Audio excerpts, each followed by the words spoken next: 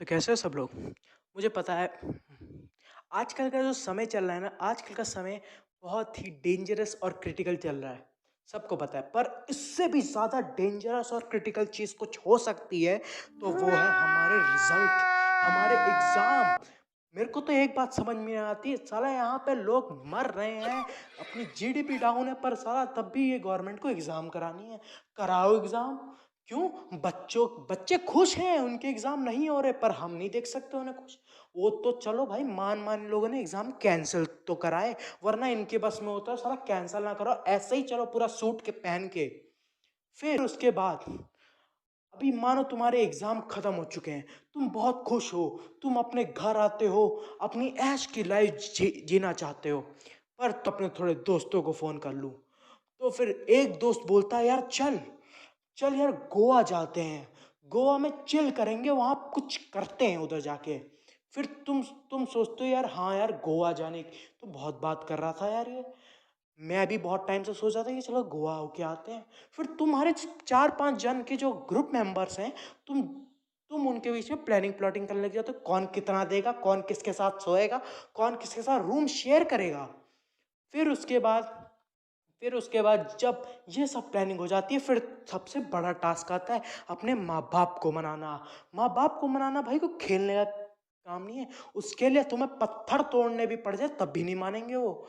फिर उसके बाद जो तुम अपने माँ बाप को मनाते हो कि पापा देखो, मुझे दोस्तों के साथ घूमने जाना है, तो तुम्हारे पापा कहते हैं देखो बेटा, ये घूमने वूमने में कुछ नहीं रखा, अभी एग्जाम खत्म हुई है, अपने आने वाले रिजल्ट पे ध्यान दे दो बेटी।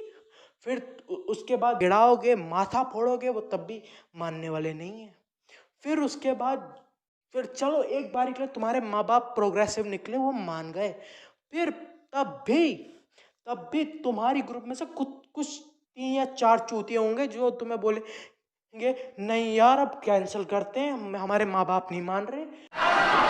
मगर अपने अपना जो सिक्योरिटी कवर है,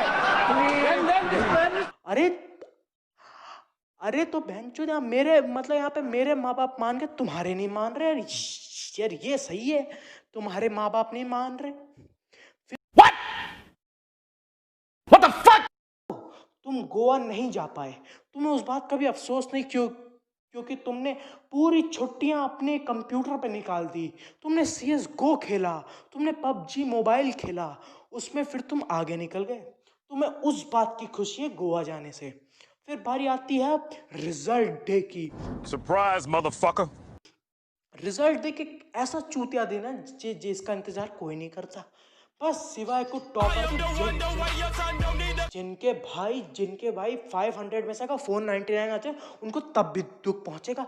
है बहनचोद, ऐसे कैसे हो गए हैं कि साला हमारा 1 मार्क रुक गया, ये कौन सी बात हुई? फिर उसके बाद बारी आती है रिश्तेदार की। चाहे तुम 100 में से 100 ले आओ, तुम्हारे रिश्तेदार बोलेंगे बेटे ये कम है। चाहे तुम उनके लिए धरती आसमान एक कर दो, तब भी तुम्हारे रिश्तेदार बोलेंगे बेटा कम है। क्यों? अगर 60% आए हैं और तुम्हारे जो रिश्तेदार हैं वो तुमसे पूछते हैं बेटा तुम्हारे कितने परसेंट आए, तुम उन्हें बताते हो बहुत चौड़ में कि मेरे 60% आए, पर वो ना खुश हैं। क्यों? क्योंकि उनके बेटे के 61 आए हैं। अरे उनके बेटे के 1 मार्क ज्यादा है, पर तब भी तुम उससे पीछे हो सिर्फ 1 मार्क के लिए, इनको फर्क नहीं पड़ता। अच्छा चलो अब बात करते हैं हम थोड़ी स्ट्रीम्स के बारे में।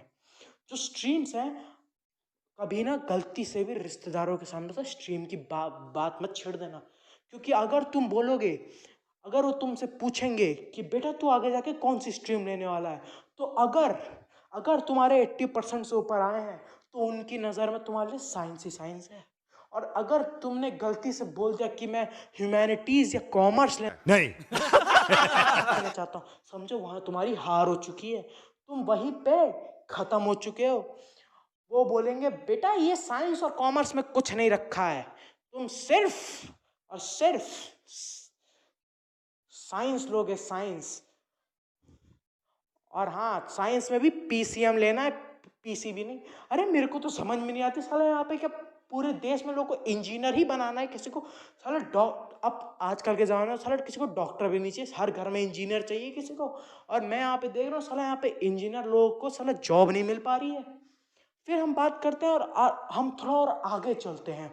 अच्छा चलो मानो कि तुम्हारे रिश्तेदार थोड़े थोड़े दिमागदार निकले, उन्होंने तुम्हें ह्यूमैनिटीज़ लेने के लिए, तुमने बोला मेरे को ह्यूमैनिटीज़ लेनी है, उन्होंने बोला ठीक है तुम ले सकते हो, तुमने ह्यूमैनिटीज़ ले ली, ठीक है तुमने ह्यूमैनिटीज़ ले ली, पर तुम सोचते हो कि तुम्हें बनना है सिंगर, डांसर, एक्टर, डायरेक्टर। पर तुम अगर उन्हें बताते हो कि तुम्हें हिस्ट्री में दिलचस्पी है, तुम्हें पॉलिटिकल साइंस में दिलचस्पी, तो बेटा वो तुम्हें एक ही चीज़ बोलेंगे, तुम्हें बोलेंगे देखो बेटा कि ये बाकी एक्टिंग में कुछ नहीं रख। चलो फिर हम आगे बढ़ते हैं। और भाई नहीं बनना मेरे को आईएएस। अरे यार कौन थाली पीट रहा है? हाँ मैं कहा था, हाँ मेरे को आईएएस नहीं बनना। अरे मतलब मैं क्या आर्ट्स से आईएएस और यूपीएससी के लिए लिया मैंने? अगर हम करें तो करें क्या, बोले तो बोले क्या। फिर उसके बाद अगर तुम जैसे तैसे उन्हें कन्विंस कर लो, चलो तुम्हें सिंगर बनना है, मानो तुम्हें सिंगर बनना है, तो तुम उन्हें कि अंकल मुझे सिंगर ना फुला माँ चोद देंगे तुम्हारी भोसड़ी के। तो बोलेंगे तुम्हें ना दिन रात एक कर देना चाहिए सिंगिंग। अरे यार मेरे को एक बात समझ में नहीं आती, मतलब भाई जो लोग स्पोर्ट्स खेलते हैं तो क्या पूरे दिन भर स्पोर्ट्स खेलते हैं? जो लोग डांस करते हैं क्या दिन भर डांस करते हैं, उनके पैर हिलते ही रहते हैं? ऐसा तो नहीं होता ना। मेरे को अपना पता है, तुम्हारा नहीं पता, समझे?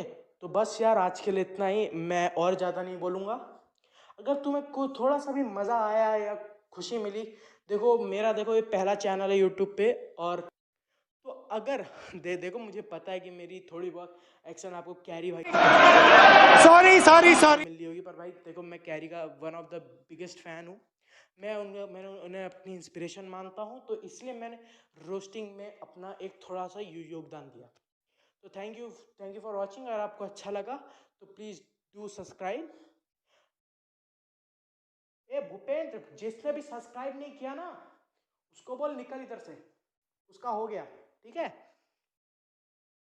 ओ मेरी प्यारी साली गजब कर दूंगा, ओ मेरी प्यारी साली गजब कर दूंगा, झोपड़ी में आजा माँ चोद दूंगा।